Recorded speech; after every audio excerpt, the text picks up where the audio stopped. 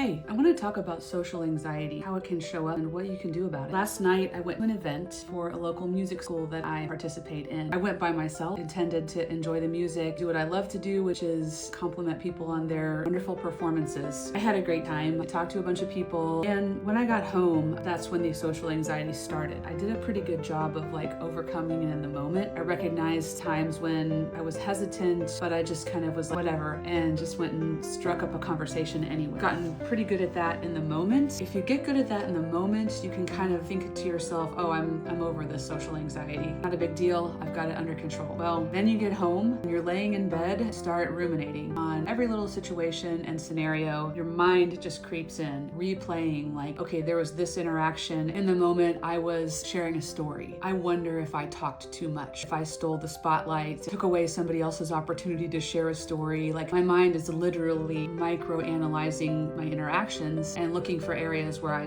messed up. This is a really kind of a different part of the social anxiety. It's not in the moment social anxiety. It's the kind that just creeps up later. And this is something that I've struggled a lot. It's the kind of social anxiety that just gets me every time. And it really works. So I want to share this with you. I feel my mind, feel myself just replaying it in the moment, and I can picture what's going on. When I notice myself doing that, I just imagine hitting a pause button, freeze frame right there. I allow myself to freeze frame right there, and then I decide to think about what is the underlying emotion.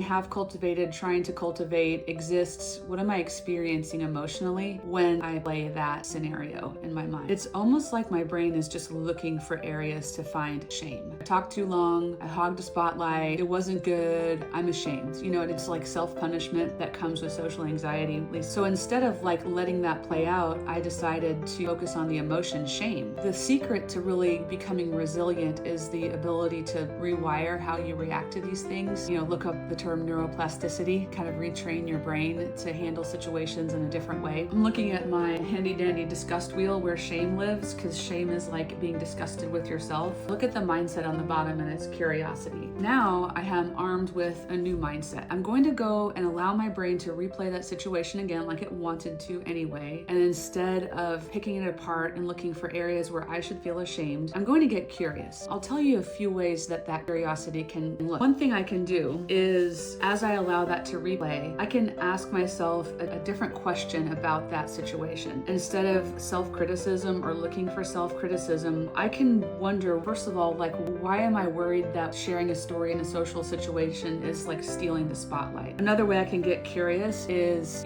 I started this by saying these are new friends of mine and I want to get to know them better. What if I looked at it that me sharing my story in the social setting allowed a new friend of mine to get to know me better? So instead of looking at it and thinking I was stealing the spotlight, I could look at it and say the person whom I was speaking with got to know me a little bit better, and that helps build a relationship. Those realizations I made in the moment when I was laying in bed after this social engagement. My brain was going through these old anxiety habits of ruminating, of looking for shame, finding ways to further this spiral, if you will. Instead, I found myself more optimistic about the whole event. I could look at it in a different way and say, you know what? I feel good about that. I feel confident. I'm not going to look at every situation without interrupting myself and reframing or shifting my perspective into one that more healthy. I am achieving my goals. I'm out there and building relationships. I'm sharing my stories. I'm listening to the stories of others, and all of that is okay. I hope you can get some ideas when you listen to my story that I'm sharing, and try it. When you find yourself in a place of social anxiety,